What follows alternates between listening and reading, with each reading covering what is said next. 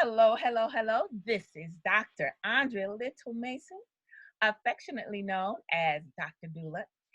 And this is another birth her story conversation. But I have a treat for you because today we're going to be talking to not just one, but two lovely people. Before I do that, I have to make sure that you won't see this on January 16th, but I have to give a shout out to my sorority, Zeta Phi Beta Sorority Incorporated. 100 years of service. I have to shout them out. I am grateful to be a part of this organization that promotes service and scholarship and sisterhood and final womanhood. I've been working in the, I've had opportunity to work with the Stork's Nest, which is also about moms and babies.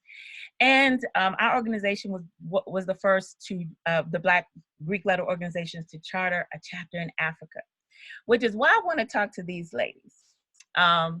Because it takes something to connect back to Africa.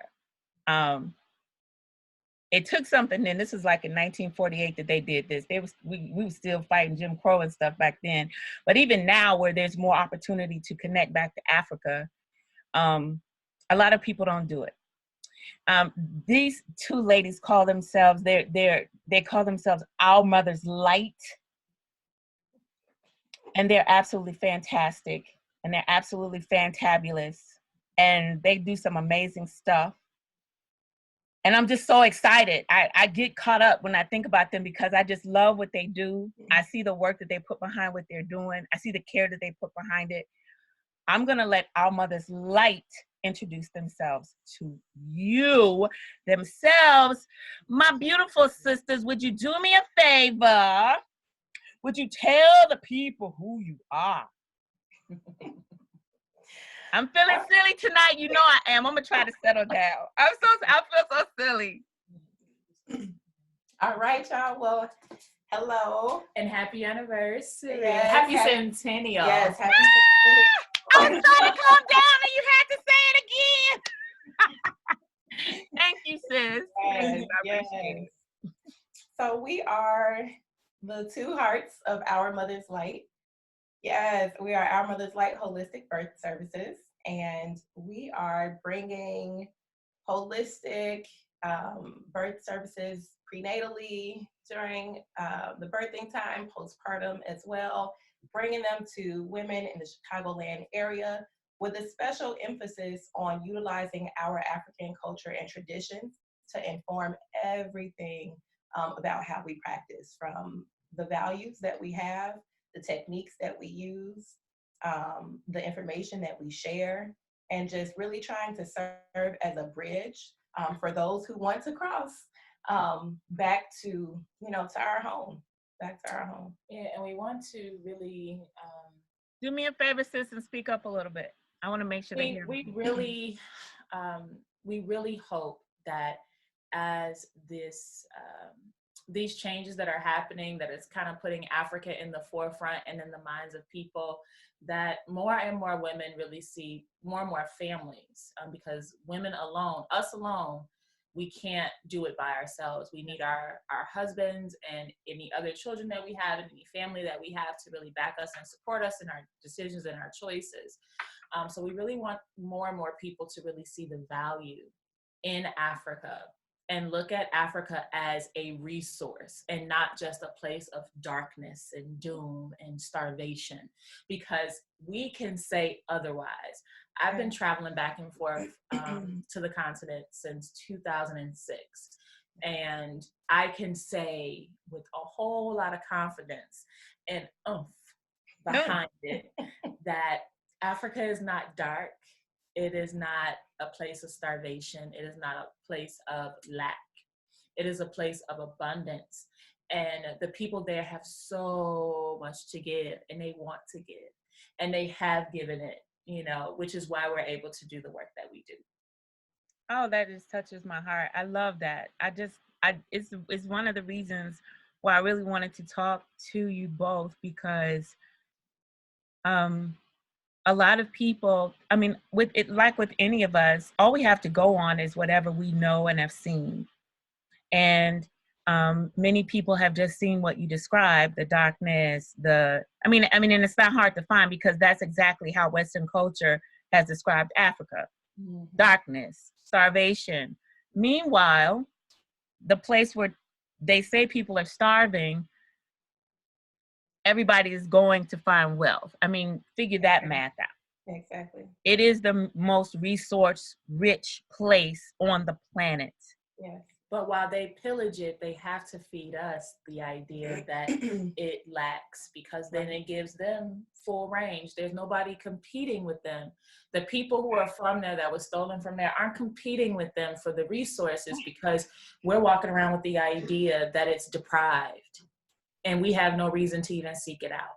And so our Mother's Light goal is to, say, yo, that's not true. That's not the case. We bring in some real goodness in this work that we're doing, and it is because of the benevolence of the people on the continent who have educated us and taken us under their wings and saying, hey, yo, this is how you do this. This is how if you want to raise a whole human being, you have to start here. Come on. Do it this way. So, yeah, I say every time, I work really hard not to scream through all of y'all. I do. I sit here and I do like the, jazz hands. And I'm like, the people that are listening to the audio of the podcast won't even know it. But those other ones are like, what is wrong with her? Because you are speaking the truth. It's amazing how much effort goes into dividing us, like saying they don't want, Africans on the continent, they don't want to deal with y'all. They don't really, and it's just, and like I said, someone said, well, people do have that experience or whatever. I can say I can say here, I think that the United States does a great job of just creating division, period. And absolutely. If it wasn't light skin, dark skin, and they're gonna say, okay, you from the continent and you from the here, and they're gonna find a way to create that. Yeah.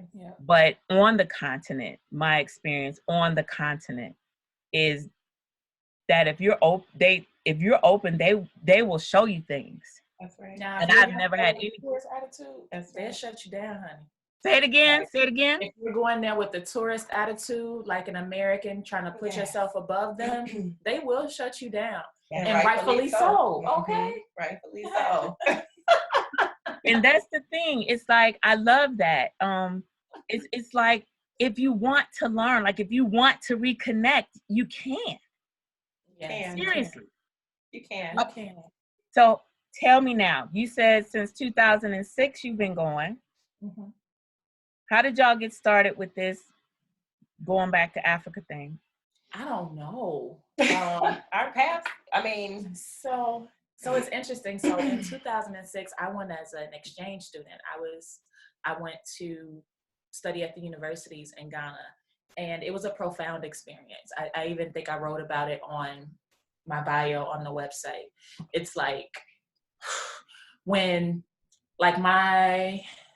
my feet touched the soil, when my nose pulled in that air, like all of my senses all over my body just lit up. And it was just like, man, this is what I've been looking for. This is what I've been longing for. And I had the absolute best time of my life as a 20-year-old young Black woman on the continent for the first time. Mm. And it's like everything that my ancestors have been wanting, they're longing to go back, their desire to return home, for their feet to touch the soil, for them to breathe the air. I did it. Yes. I did it. So my first experience was in 2006, and then I went back again for the second time in 2010 as an initiate of the Earth Center. And so the Earth Center is a cultural organization that provides traditional African spiritual or education surrounding traditional African spirituality. And the organization provides us a bridge into the traditional side of Africa. And that's really important because what a lot of people get exposed to when they travel is the tourist side, which has its benefits, but we get exposed to the traditional side. So it's like we're fetching our water, we're sleeping in huts, we're living amongst the people. It's like we are one of them. So we have to fully immerse ourselves in the culture. Like we're not above them. No. So the 4-bucket method of washing your clothes, we got that down, because if you don't, the women gonna talk about you. Oh yes. You know, you don't even know how to wash your clothes. Like, oh my God. Like what is your problem?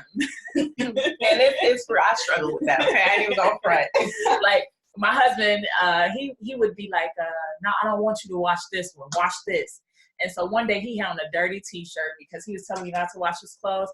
And one of the women came up to us and she looked at me, was like, your wife, she is no good for you. Your clothes, they are dirty. And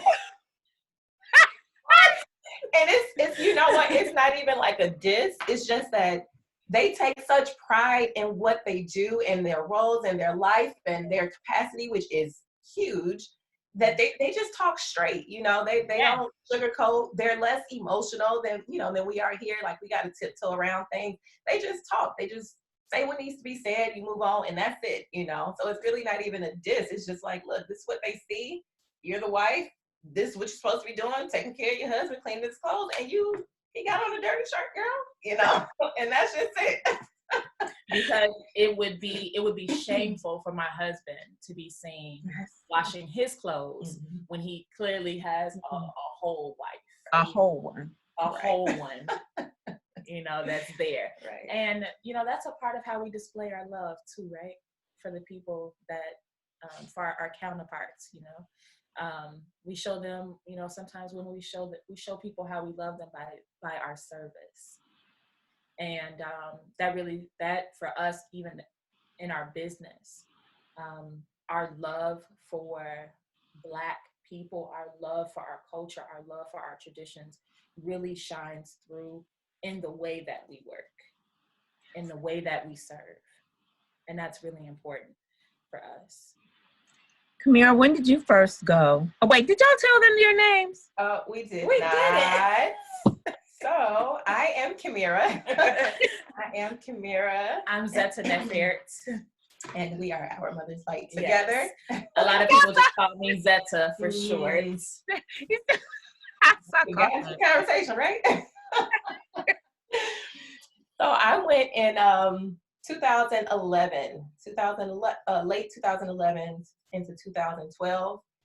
And it was a very unplanned trip, extremely unplanned. I had decided to go maybe 4 weeks prior.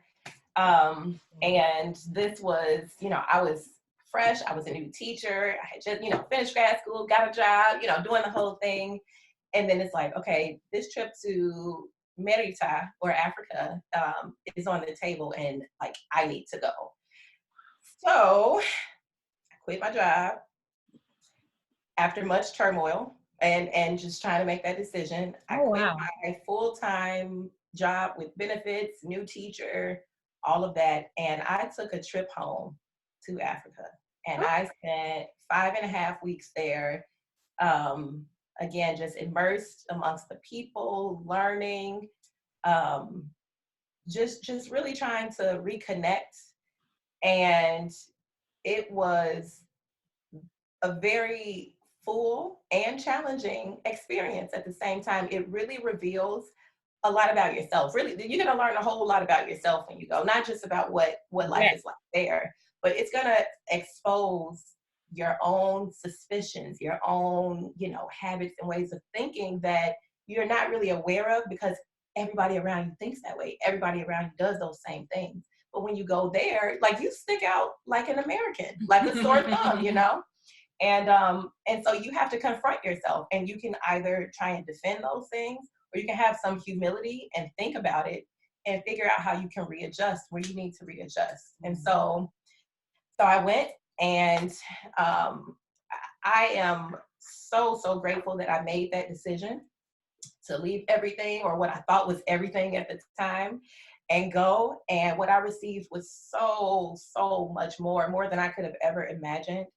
And then let me tell you, when I came back, guess what? I got my job back. I got everything back. Everything that I thought I was giving up, my ancestors said, no, if you follow us, follow what we say, what we need from you, we got you. And that was like huge for me when I came back, and just all of the things fell back into place. I was like, oh man.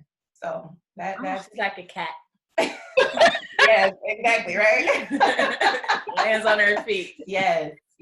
And I love that because I do think that part about learning about yourself, the United States and Western culture has a tendency, even you talked about having a tourist attitude earlier, it does have a tendency to have people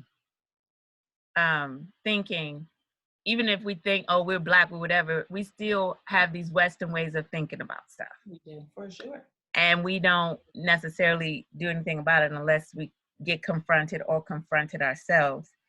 I remember my first time going, we had gone to this workshop, a birth workshop with a midwife there, me and my sister Z and Zenzile. And she everybody was leaving. We were at someone's home, okay? She goes back with the midwife, and she starts just chilling, relaxing out on the whatever, and she's just chilling and she's talking. And now I'm sitting here and I'm in someone else's house, and everybody else that was there for whatever event it was is gone. And I was like, hey, Z, looking like you ready? You ready to, you ready? And man, when she got, after a couple of those, she was like, you know what, I'll let you know, or whatever, just relax, or whatever. But whoo, she was like, why did you do that? And I said, why did I do what? What are you rushing like that for? Why are you doing that like that? And I said, doing what? I mean, everything was done. And so, you ain't got, On to the next thing. You said what? It was time, you in your mind, it's like, it's time to move on to the next thing. We done here. When the party is over, what we say here? You ain't got to go home. Right. But you got to get on up out of here. Get out of here.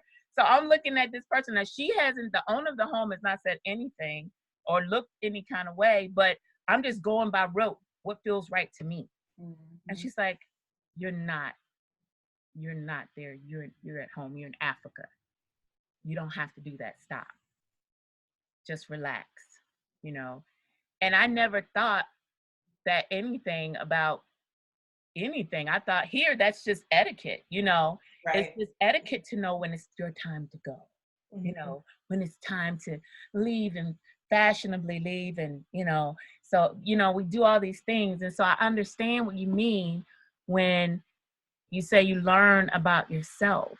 It's like, for me, it was helpful just to fully understand that there was to start seeing where the conditioning was that had happened being mm-hmm. over here, mm-hmm.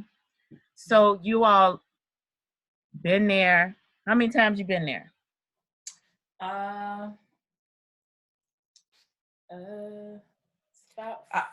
go first. I've been once so far. She need to get her toes out. She's like, hold on. 6. Yeah. 6 times so far. And then, although, so like I said, we're part of a community of people and organizations. So even when we're not there, we're there because those who are part of the organization with us are bringing back what they are learning as mm-hmm. well. And it's an international organization. There's 2 schools in the UK. There's 2 schools in Canada. There's 5 schools in the United States. The headquarters, there's a one in Burkina, and then we have Healing Land in Togo. So it's an international organization with lots and lots of people, and it's very community oriented. So even with us not being there, people are bringing back new things for us to now incorporate into our lives or transform our understanding of certain things. So, not to mention, I don't know if you said it already, but both of us are initiates as well. So for the last, since 2012 is when I started. And I started in 2009. So all of, what we've been doing is part of an initiation. And so it's all just gaining the knowledge and the information, and not just gaining it. It's really about applying it to your life and seeking to make that transition to live a life that your ancestors would be happy with, to live a life that represents your ancestors' values and your own culture. So just to add that on to, like, even when we're not there, it's like we're still in the mix of everything. And I love that, because you mentioned the bridge that was built before, and it's not truly a bridge if it washes out after the first people go across, or whatever. Mm-hmm. The bridge is there so that it can continue. And I think that that's wonderful, that there's an actual community where you're like, okay, I might not physically be there, but I am still, we are still a part. We are, as you said, we are still there. Mm-hmm. Now, when you first went, were you thinking already doing birth work or thinking about birth work or anything like that? No. I had been invited when I went for the first time. I was a kid, I was still in college. I hadn't graduated from undergrad yet. And, but the second time I went, at that point, I had been invited to, what year was 8, 9, 2011, maybe? Okay. So I had been invited to 2 births at that point, and it was like synchronicity, really. So I was around when those women were in labor, and there was something about my energy in that time and in that space where it prompted them to ask me, can you stay with me? And I obliged, and I went ahead and did a training after that trip to Africa. So that I went on to Africa in August, and I came back and did my doula training, my first doula training with To Labor in October of 2010. And I was carrying a little bundle of joy myself. I actually gave birth to my second child the following year in May. Yeah, so it was like synchronicity for me. And so, I found like my passion in it, like, and I went full head in, like, after that. I was like in birth after birth after birth after birth. I was like, oh yeah, I like this. What I love that you said was that they invited you to stay with them. It was something about you. And that is truly an ancestral way of being, I like it. Someone said during one of the interviews or something, I don't remember, stuff gets muddled now, but they were talking about how the community, they said you're the one. It's like, it's not just gonna be like, I am. Mm-hmm. It's whatever that is, and I'm one that calls it a call. I understand everyone in birth culture is not called, and every Black woman doesn't feel called or a connection in that way. For some, it's just, it's an occupation, is something that they're good at. Mm-hmm. But for those that do connect with it in any type of spiritual way, it's like, it's not just a one-way street. It's like that person, those people say, her, there's something about you. Would you stay with me? There's something about you. Would you be here with me? Mm-hmm. And that is so beautiful. That's just so beautiful. And I think it's important for Black women who feel like they have heard it, or any woman who feel like they've heard the call to come to this work, to really acknowledge that and let that be your light and your guide, and not become overwhelmed or let those voices of those who really push like the career, the occupation, the money, the this, the that. Yeah, that has its place. But for some of us, our success is going to lie in like allowing ourselves to be open, allowing ourselves to recognize the blessing in things and recognize that this is perhaps a part of our mission or part of our goal in our life. And the money is gonna come as long as we remain receiving of the blessings and acknowledge that people are allowing you into their space. You know, like this is like, that's sacred. Birth is sacred. And people allowing you into that space, it gives, it pours it certain blessings. It pours certain blessings on you. Yes. And I'll say this, every time I've been at a birth of like someone who's close to me, and not necessarily in the capacity of a doula, but more so a support person. Yes. And they hand me the baby first, all the blessings that rush in with that baby, I turn around and I'm pregnant the next month. It's happened twice. Really? Yes.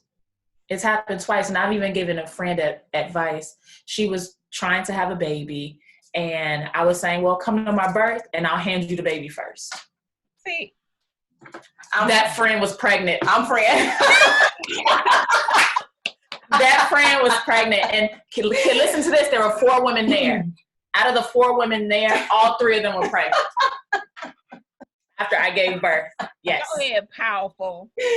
Yeah, I love that, because in that, what I hear is not just like, oh, I gave him the baby, but I'm trying to figure out my words over here.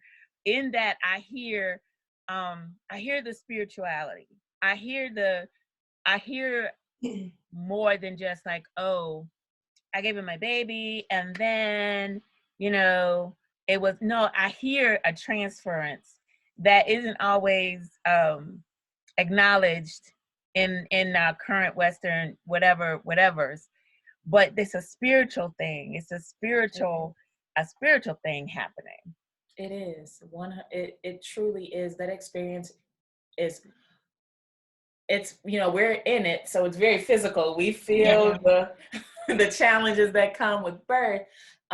But a lot of times with being in a medical system or in a medicalized environment, they don't acknowledge the immaterial or what cannot be seen. And it's an extremely powerful and spiritual time, because all the blessings that every child comes with, all those things rush in with that child, and everybody around it gets to benefit from that. And let me just say, not just child, but ancestor.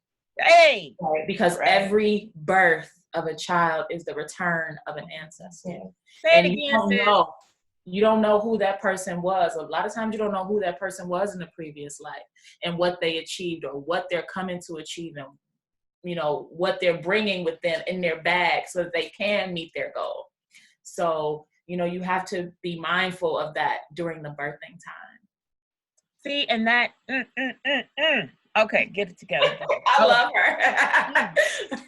I'm over here just feeling like if I was there, y'all probably like, Lord, she is just screaming, because that whole context of that, you started off talking about, how did you say it? At the very beginning, you started talking about one of the things that your connection did was they showed you and taught you how to treat these that were coming through us, these that were coming back.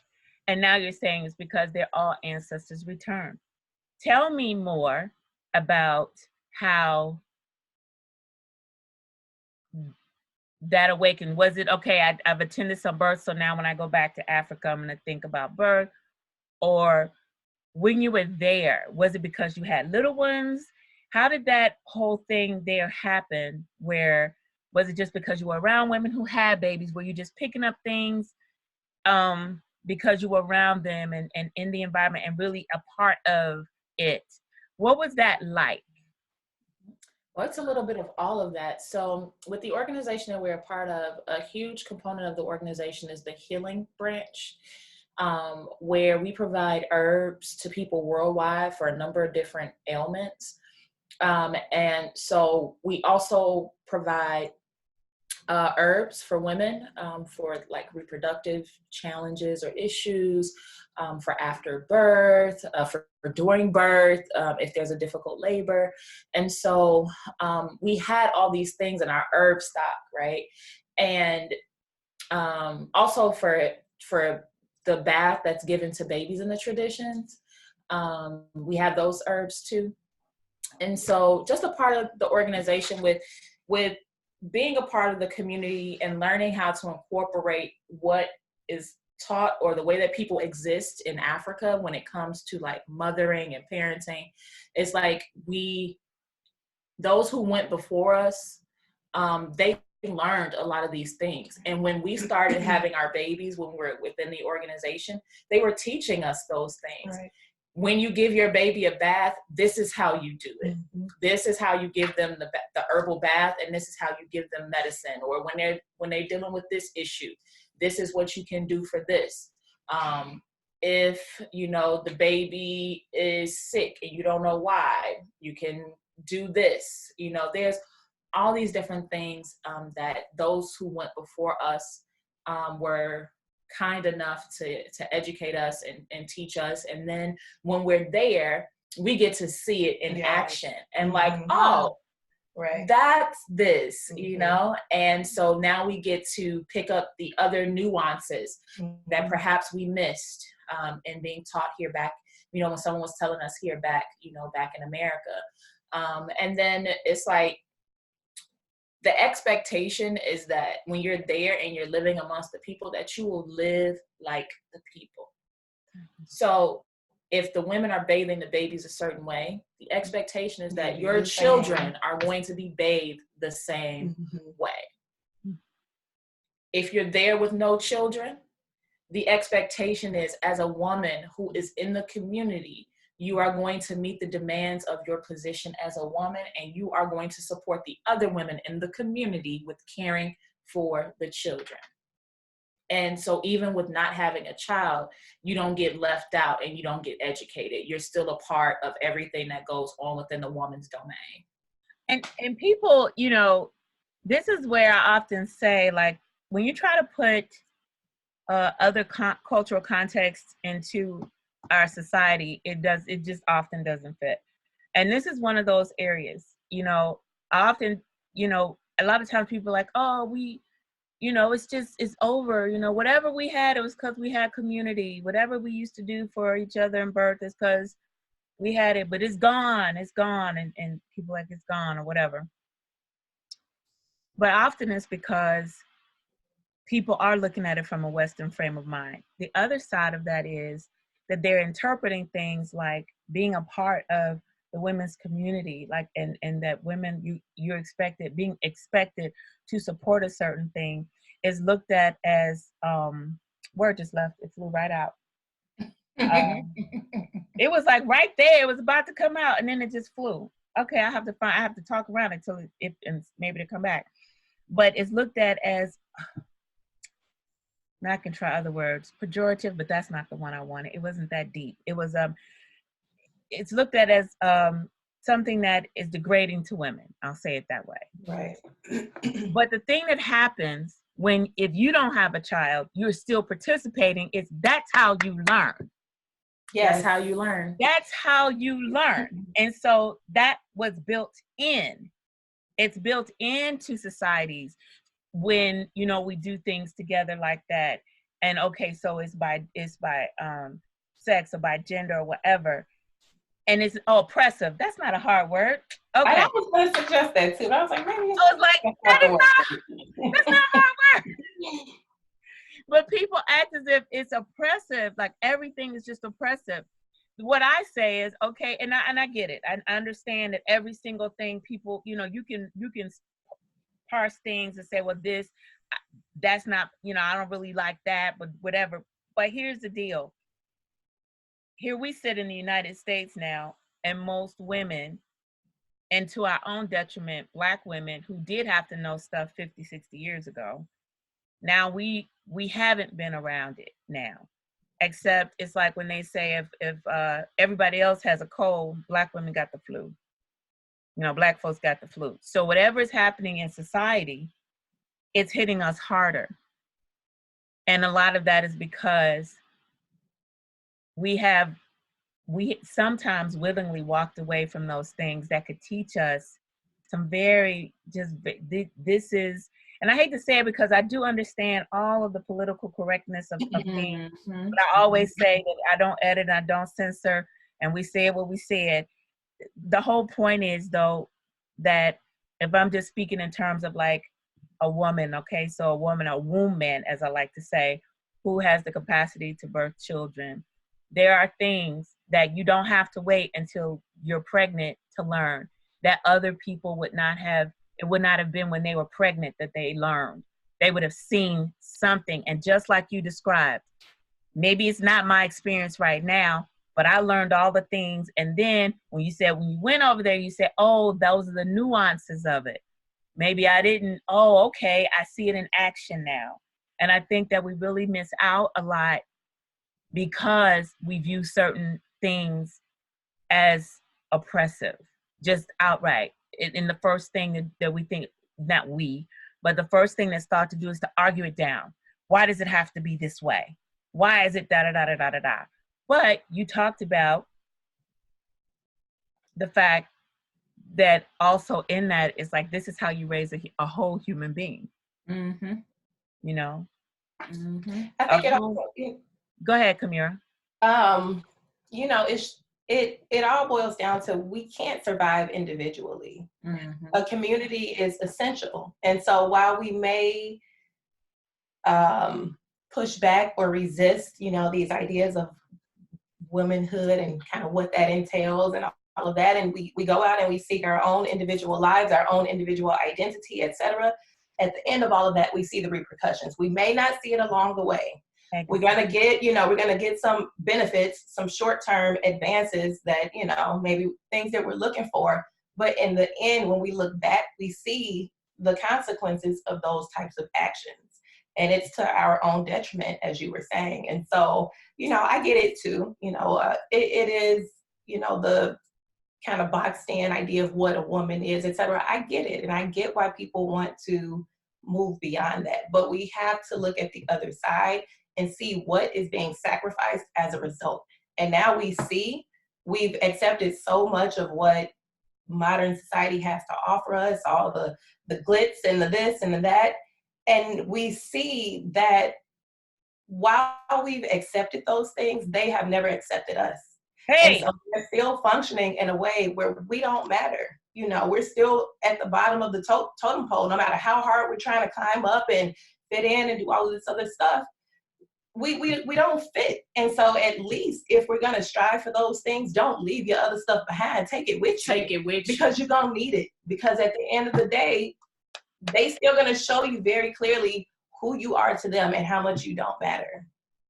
That is, it's so key what you said, because I often, we all know integration didn't happen. What integration and civil rights was an opportunity for us to assimilate. Yes. Mm-hmm. And whether that was how we did our hair or how we dressed or how we talked or how we did whatever, civil rights offered us an opportunity to assimilate. And for our money to leave our community. Yes.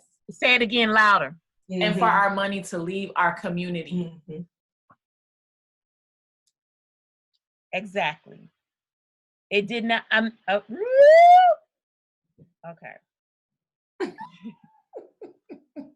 I have to collect myself.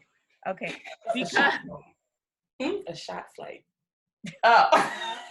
I just remember when we were talking about, when you line the shots up on the thing, it's a shot flight. What? It just came back to me. Yeah. And that's okay. I love what you said, Kamira, because you're talking about we don't have to. Let's take. Look, yeah. There are a lot of things that happen now that were not as prevalent just because of the change in lifestyle and our dependence on different things and what they do to the food we purchase. Even when you think it's organic, it's something else. And all, you know, all of these things that literally only in the past 50 years has it happened. I mean, literally not 100 years ago. This is like almost in my lifetime. And I can remember when it was just, I can remember the differences in certain things. And then it's like, wait, wow, you know, but when it comes to how we, if this was integration, then we would have never felt the need to drop our stuff off. And we would have come into this whole thing saying, oh, I can take that and I'll take that and I'll take that, but I'm going to keep my stuff. Oh, but thank you for an opportunity to do whatever. Thank you for an opportunity to do the other. And that's not what happened. What happened was, if you want to succeed, and still in many ways, if you want to succeed, then conform. Just conform. And one of the most, have you all found any challenges to that? Like your message is beautiful, but have you found any pushback from people or just any kind of energy that says, no, y'all just need to conform? You know, it's because this is a lifestyle, you know, so this is our birth work is incorporated into our broader lifestyle, and it can be difficult for family to see a change, you know, especially those that have loved you so much, raised you, and really want the best for you, but may have different ideas of what the best for you is. And so it's not so much a pushback for like, you need to conform to, you know, kind of the status quo, but it's more so it's a kind of a resistance or kind of a push, like, okay, you should go in the direction that you were raised. Right. And so I was wondering, that's definitely been a real thing with me. I was gonna say I've experienced a little bit of that too. And I was wondering if you were gonna say, you know, like I've heard, you know, remember how you were raised, as if to say there was nothing with the way you were raised. That's right. You know, there's nothing wrong with how you know how we did you and whatever. Exactly. Kamira, Mama Jamma? Yes, Mama Jamma. Yes. What's going on with, what is this? What is this? Yes. So I, as you saw from the video, I have a background in dance. I have a background in a lot of things actually, but dance was like my first passion. Man, I encountered dance in high school. Like, okay, instead of gym, I can take dance.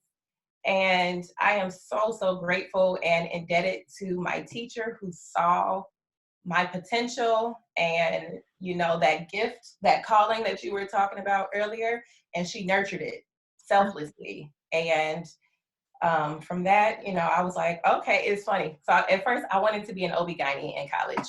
I mean, in high school, I was like, okay, I want to be an OB-GYN. I was obsessed with birth band and, you know, all of that. And then I found dance and I was like, nah, I don't want to be an OB-GYN anymore. I want to be a dancer. I'm sure that didn't go over well with your father. Girl, no, it didn't. It did not go over well at first, but I went ahead to be a dance major, and you know, they came around after they saw like my love for it, and you know that I was good and all of that stuff. And so, you know, came back to Chicago, was a professional dancer for some years before I started my family, and I still teach dance, still dance when I can, and now I have a way to actually merge my two passions of dance and birth work. And so I am super excited to be bringing. I've been pushing this for way too long. You have. Girl.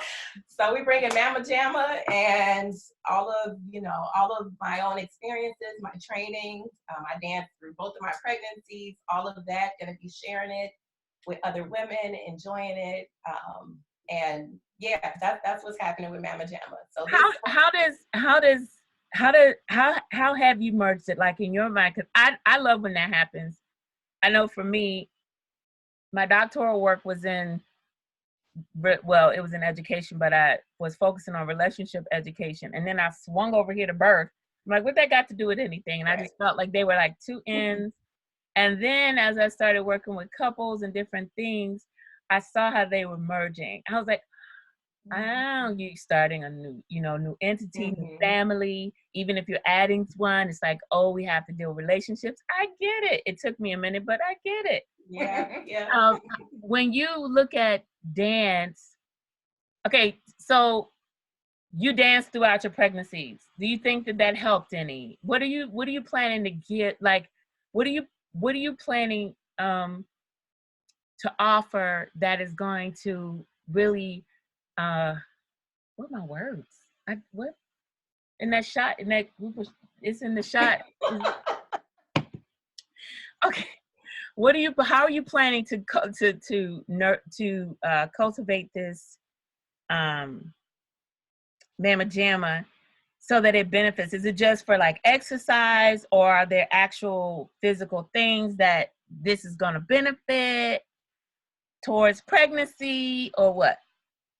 Yeah, so it's actually both. There's actual, there's the exercise component. There are actual benefits to it, physically speaking. But then also, my biggest thing is if you can get comfortable in your body, not just, like literally through movement, but also just how you see yourself. Pregnancy can be a time where you may not be as pleased with your weight or how you look or how you feel, things like that. And I think dance and music are just like really amazing ways to help you tune in and just be comfortable in your own skin, in your own body. I mean, who doesn't like music? Look at, the proverb on the website, if you can walk, you can dance. That's it. That's really it. And so what I want to focus on again is just helping women embrace themselves in this period of transition and even after they've had the baby. And then also, yes, movement is, it's been proven, movement has for sure benefits on preparing a woman's body for pregnancy. And I know for a fact they had a huge impact on my own pregnancy. So yeah, I just want women to feel secure and comfortable and have a safe space where they can try something new or be with other women, other moms in the same space and enjoy one another and dance to some good music and move their hips and help baby get into position and all of those things, and then regain your strength afterwards, but gently, and without judgment and just with acceptance of the whole process. Let me ask you this. What's the style of dance? And was any of the dance that you've done, I don't know when you went, if you were still actively doing your dance at the time, I can't remember, but was any of it actually informed by your time in Africa or anything like that? So the style of dance is going to be a fusion because I'm a fusion kind of girl. So it will be a combination of modern contemporary, Afrobeat, and also African. And I can't say that it's just informed by my travels. There's a lot of dancing and stuff for sure when we go. Okay. The music is gonna be more representative of the culture, the type of music that I use.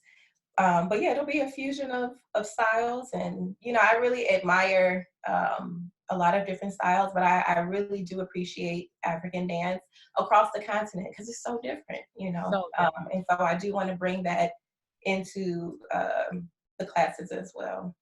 Look, wait, so you said when you all go, there's a lot of dancing. What does that look like? How does that, what is that? Is it more, it's like, oh, there's a lot when it's ceremonial, is a lot when it's this, is a lot of it is ceremonial dance, very connected to the spiritual side of things. Now, don't get me wrong, it's not like everything is all, when we're there, it's like all serious. Exactly. We've been a part of weddings, traditional weddings, and so there's just dancing and celebration. Mm-hmm. We've had times where we're just sitting around the fire and music is playing and we're Mm-hmm. enjoying ourselves.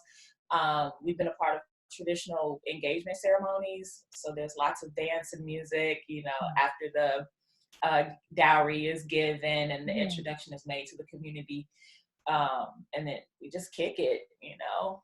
If there's one thing Black people know how to do is to have a good time.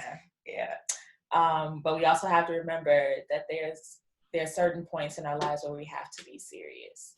And when it comes to the lives of Black women and us thriving and us feeling safe and our families thriving, that is a time of seriousness. And how does that relate to the dancing? When you say there's a time for the seriousness, is that reflected in the dance when you just saying that? Or is it reflected like when you are referring to like when it's ceremonial or something like that? When it's ceremonial, there's some rigidity, there's lots of boundaries.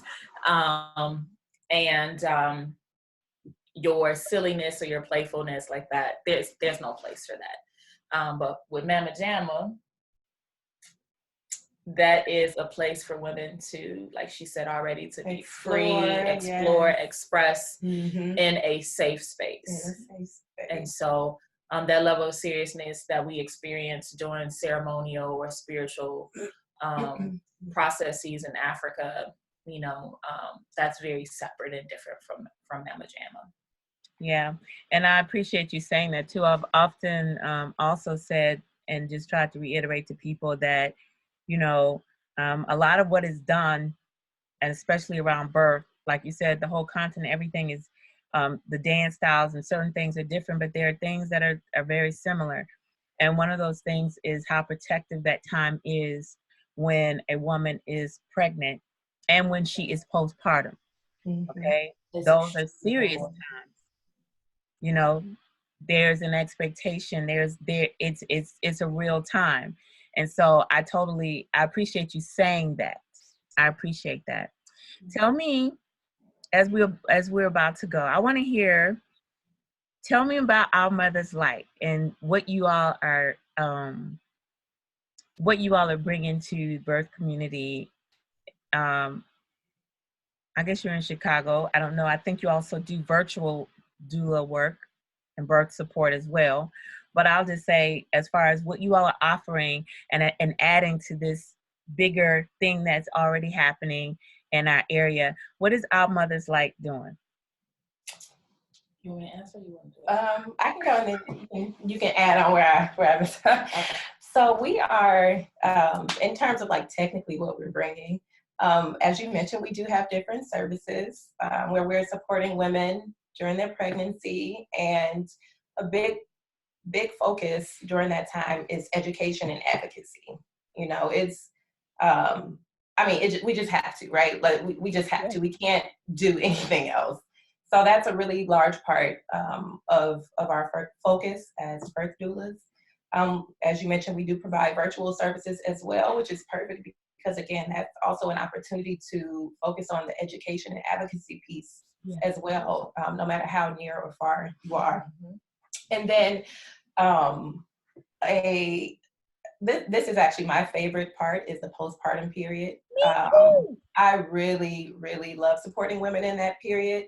And we are just sharing all of what we know, what we've learned, the different methods, the techniques, the restrictions, because truth be told, we have to have boundaries. And if we're bringing the knowledge from a culture that has been around for thousands of years, they've been able to sustain themselves because they figure things out and they have boundaries. There's things that they know that work. There's things that they know that don't work, and they have to stay away from those things.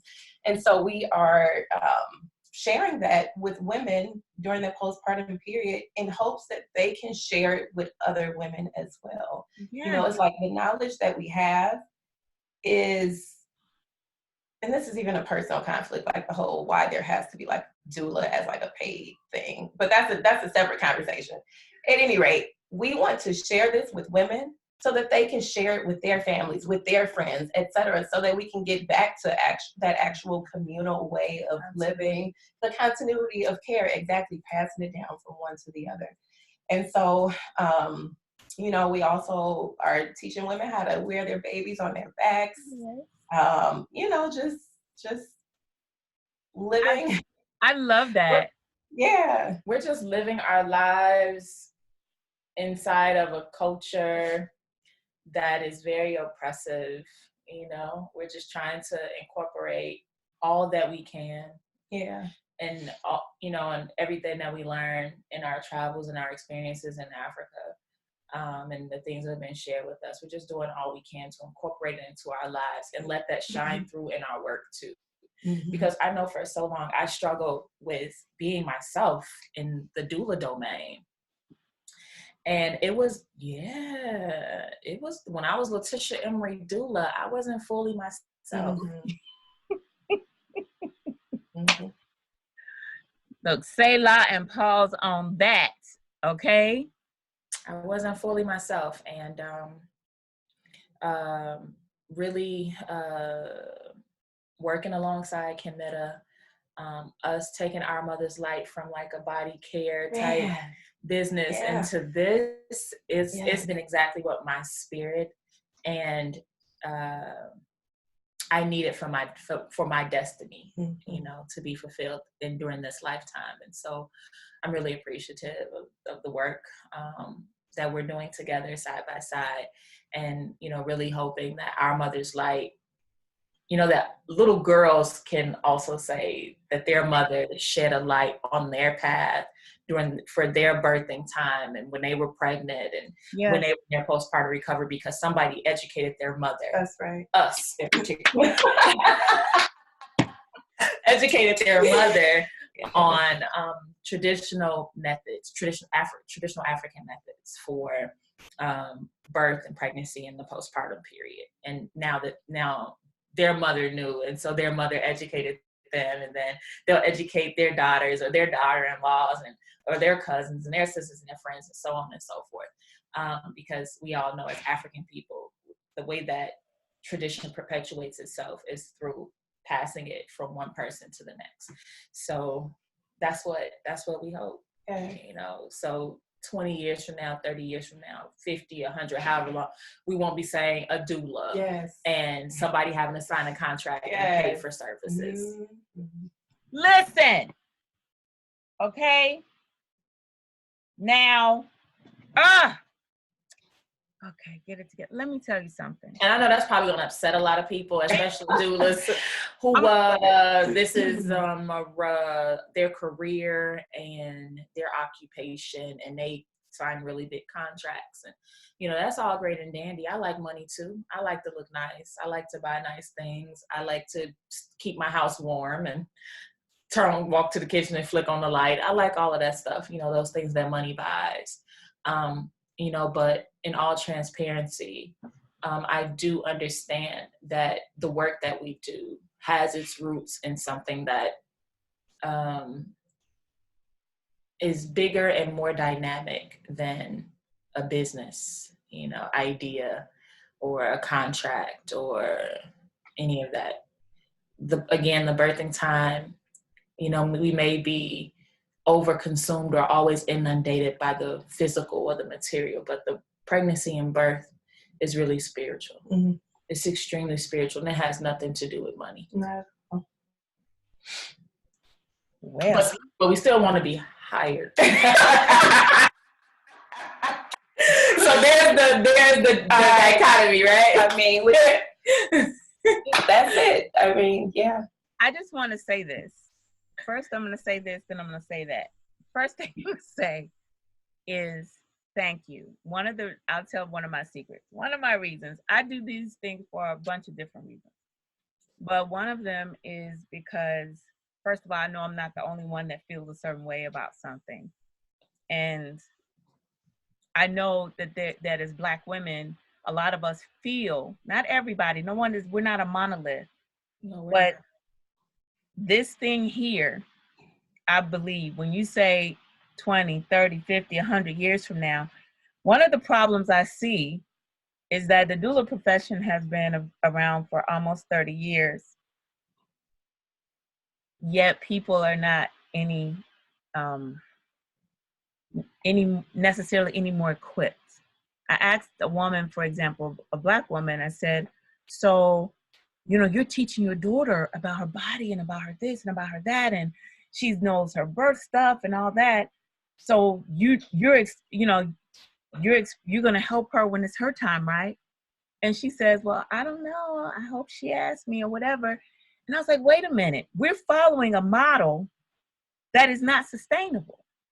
This model that has been set up is set up so that you will perpetually need, it becomes a capitalist thing. It becomes a thing you must purchase. But if we were really looking to help Black women, okay, or any women, we would be passing this down. And along with the, intention is huge. If you go into something with the intention that I'm going to give them this, but they're still going to have to come back to me because they're not going to know everything. They're not going to, that's the intention and the energy that's put into it. If we, as sisters and whomever, you said, I'll teach your mom and then your mom can teach you. That just sounds, that's when we got here, when we were trafficked here, when we were brought across against our wills, we knew things because we had passed it down. That is what African people do. And I appreciate you stating that. I appreciate you saying what you said. And yes, it is going to bother some people. The good thing is we don't all have to live and do the same thing. And that's another thing that doula culture perpetuates, that we must all believe and think and whatever, the same way. This is the right way. This is the wrong way. If you don't think like this, you're pressing the whatever. No, me specifically, I want us to live. So while you're talking about this, that, and the other, don't, I'm trying to be kind even the this was a conversation recently, even like the scope of practice, right? What when you're allowed to step in, when you're not allowed to step, and I struggled with this for some time. I remember just thinking, like, how is it, as I'm reading up through all these conversations and talking to people, how is it that I could witness something very clearly wrong or violent, and because somebody's scope defined that I can't say anything, I don't. I'm like, what, that loses like the whole person-to-person human being interaction. When we see someone in danger, it's an inclination to help or to step in. That is humane. That's humane, exactly. And so now when you're talking about the scope of practice, and now you got people trying to decide whether or not, should I say something? Should I have said something? And then they all come back in these conversations about, I wish I had said. It's like, we don't have the luxury of that, okay? No. We can't do that. Just be a human being. You can always be tactful. That's a different conversation. There's tact to be involved, yeah. But when you see something wrong, I mean, at least that's my philosophy. When you see something wrong, I mean, I just think it makes sense to do something if you can. If the person can't do it, do something. Because I can't sleep at night knowing that I stood there, and because I followed so-and-so's practice, I kept my mouth shut, and now they have to suffer the consequences of that. I can't sleep like that. And so, like you're saying, in the doula world where there's this one way of being, or one thing we all have to agree on and all of that stuff, that's another one of those things where I'm just like, I'm sorry, I don't agree with that. Yep. It's another and validate your own. I mean, say that again. It's really important for us to, in honoring our ancestors. There's no way you can honor your ancestors without honoring the humanity of people. So perhaps the difference between us and those doulas we speak of is the fact that we are honoring our ancestors, and in honoring them, we are obliged to honor the humanity of all people, and there's no scope. We don't even. That's not even the African word, so we're not even gonna get into that. You go talking about scope or practice in Africa, but like, we don't understand. Right? What is that? So I I want to say thank you to you two. I'm just so excited because what you offer is just it's so necessary. Well, I won't say necessary. I'll say it's, to me. See, I could say that because that's how I feel, but whatever. As far It's as necessary. thank you. People start saying, well, you don't need it, whatever. Okay, fine. Here we go with semantics and words and all that again. Could you tell them how people, for those who are just as enamored with you two as I am, would you tell them how they can reach you? Yes, so we recently launched our website, which Yay. we're extremely proud of. And we hope that all the love that we have for this work, and for each other and for our families and for our broader community really shines through on the website.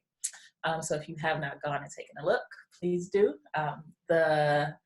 It's www.ourmotherslight.com, and make sure that when there's going to be a pop-up that offers you our free postpartum guide, traditional African postpartum guide.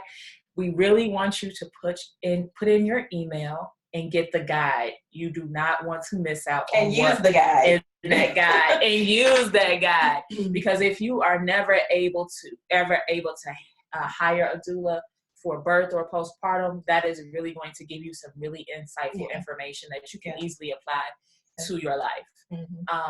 And then it also allows us to be able to keep you up to date on what's going on with Our Mother's Life, because we do have some workshops coming down the pipeline that we are really proud of. And we want everybody to be able to, those who want to be a part of those workshops and those classes, to have the opportunity to. And if you want to take Camille's Bang and Mama Jamma class, make sure you leave your contact information so that we can keep you up to date on that. Yes. And you're on Facebook? On Facebook. Okay. You can find us on Facebook as well at Our Mother's Light, apostrophe after the S. And also on Instagram, our_Mother's Light. Yep. Yeah. And then if you want to call us to book a consult or to just ask us questions or anything like that, it's 312-767-1273. Wait, say it again. 312-767-1273. Yes. Wonderful. And please do not sleep on that. I don't know how long they're gonna have that guide available, but I was like, they're giving this away? It's so wonderful. Oh, thank you. It's so good.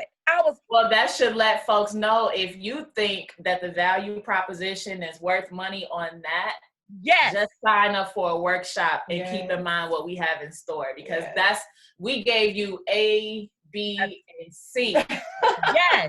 D through Z, we still hold it. Right. Let me tell you, those who want a starting place that are like, I don't know, I mean, whatever, and I like to see, people always want to see. Let me tell you, they say, put your email in, you get the thing, you just like, wow. They offer so much. It's such an informative site that just to visit the site, you learn. You learn even just in reading the things that are there. So please do not sleep on that. Okay, do not sleep on it, because business owners, sometimes we leave something out there and then we get motivated and moved, and it's like, oh well. Right. I mean, it is what it is. It was. Where's that down? It was. It's gone now. So don't let that be you. Yeah. Get it now before we take it down. No, I'm just joking.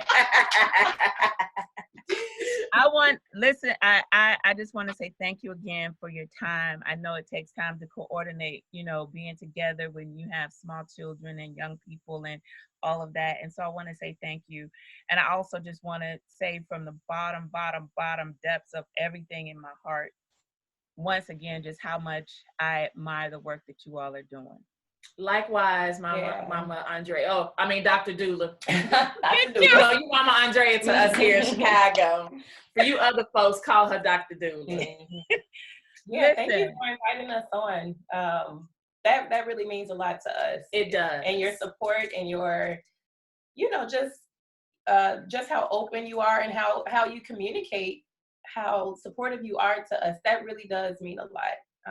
We really appreciate that. Let me tell you, I'm so glad that you got to your website. And when I saw, there are people that ask, oh, I want to be on and I want to do whatever. I literally wait for, I look, I don't think like, oh, I'm just going to go and let me go down a list. I literally wait, and then there'll be something like ask them, invite them, to come and talk. And I remember when it was like, invite them to come and talk. And I was like, okay, I'll invite them to come and talk. And it is so wonderful. And I'm going to tell you this too. I tell people I know my place. I'm a gatherer. And I used to have issues with that because there are things I go deep in. I mean, you know that, okay? I do my thing, whatever. But I know what my part of this is, and I'm a gatherer. And so when I have sisters like you two who go deep in something, I recommend y'all. I don't have no problem. In my paid stuff, I'm like, listen, now this is the base. Likewise. We just did that today. We was like, oh, we got a submission. We was like, oh, we'll send her to Mama Andre. She would be perfect for her. Perfect. So yeah, be on the lookout. Oh my goodness. Well, thank you. I just want you to know that, like, I'm adding you all as one of those. I don't know how many virtual things, I don't know, but whatever. I like, for those of you all who like specialize in things, and that's what I see it as, like you specialize in a theme, and are offering that. I like to recommend you all. And so I'm going to add you all to the list of people that people need to go, can go and say, see if this one works out, see if this one works. Hey, what do you think about this one? And I will say this last thing. I think that is one of the differences between majority culture and what they're doing in birth culture and what we have to do as Black women. When you look at things more from a spiritual light, this is my opinion. When you look at things more from a spiritual light, you understand that what is for you comes to you. Absolutely. Okay. And I don't have to worry about whether, oh my God, I got to get that before our mother's light does, whatever. No, because that's just not how I think. And part of us being assimilated into this was, I have to try to beat you out, but that doesn't work for us. It hasn't worked for us. It doesn't. And so I thank you. I thank you for just going big. I thank you for going hard. I thank you for just doing it and shining, just shining and just being it. And what's the name? What name should we use? Oh, we're going to go with Mama Jamma. Okay. And what we going to do for this? And I'm like, yes, y'all get it. Because guess what? My last word, I said, and I'll say it again.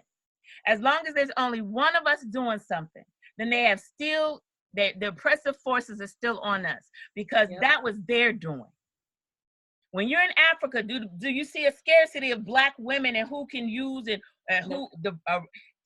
Every woman vendor in the market is selling the same thing. If you see one person selling waist beads, just walk down that road. It's going to be 20 other people selling waist beads.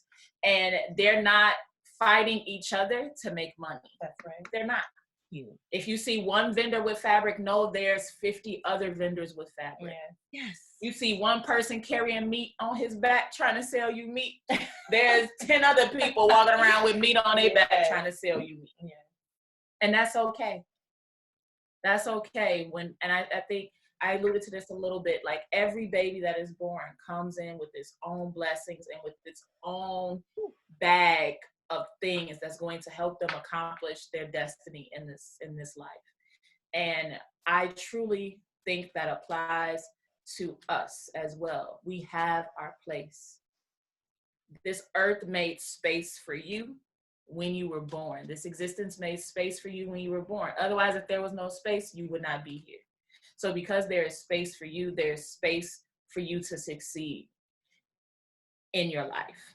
And so in whatever you are trying to succeed, if it fits your destiny and if it is what your ancestors will have for you, don't get that twisted.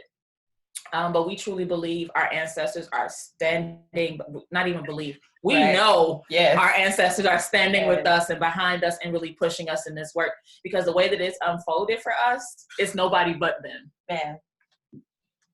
You closed that out so beautifully. I appreciate you so much. I thank you guys, you sisters, for just coming and talking and sharing. I have nothing but like love for you, and wanting just to see you just out. People should know when that Chicago, that's where our mother's light is. That's how it's supposed to be. And that's what I see for both of you guys. I see it already. Thank you. We received that. Thank you. All of that. We received that. Thank you so much. And I'm just so excited. So you all who want to reach out to them, if you didn't hear and don't remember, just look below in the video. Listen, if you are listening by the podcast, you got to go to drdoula.com to see it, because I'm not putting it on a podcast thing. Go and get their contact information. If you're watching it on YouTube, go to drdoula.com. You can see what I do, and then you can get the information about what they do. So I appreciate you guys so much. Thank you for spending time with me. Thank you. Yes, and we'll see you guys next time. All right. Bye.